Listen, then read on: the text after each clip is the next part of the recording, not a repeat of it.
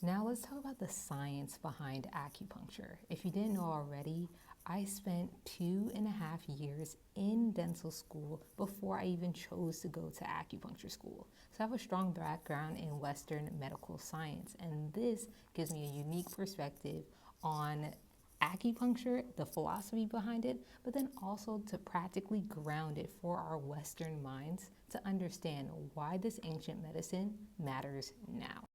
When an acupuncture needle is inserted into the body, mechanoreceptors and nociceptors are signaled. These signals travel through our nerves and go to our spine and our brain.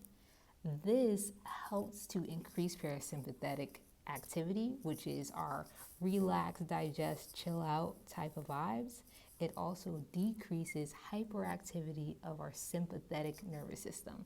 So the part of us that can be stressed and constricted, acupuncture helps decrease those signalings.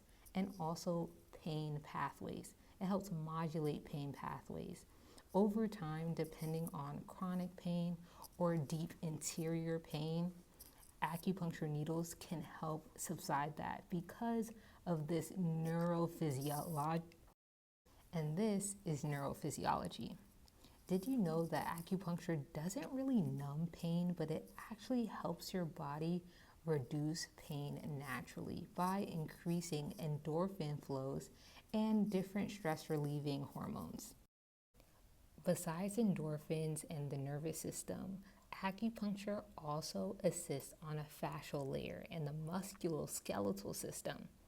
Modern anatomy has shown us that acupuncture points are sitting at bundles of nerve fibers. So how did all these ancient people understand the musculoskeletal system so intricately, where they found the different points and they were actually activated through fascial layers that we're finding out now in recent times? And because of this continuous connective framework, needles are able to expand the fascia and also create blood flow on a muscular level. And this helps relieve pain. This also helps increase mobility and range of motion.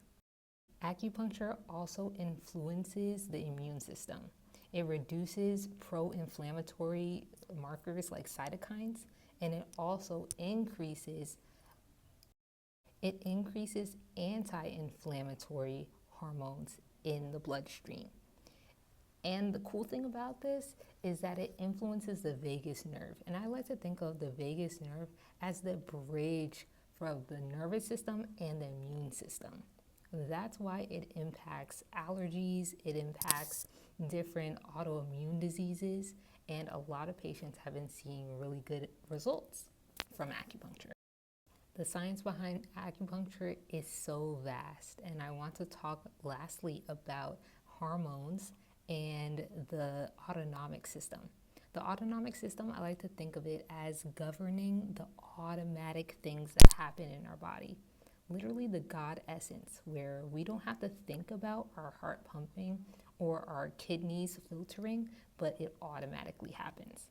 Through regulating the hypothalamic, pituitary, and adrenal axis, acupuncture can influence menstruation, it could influence our adrenals, and it impacts and decreases cortisol levels, which is the stress hormone.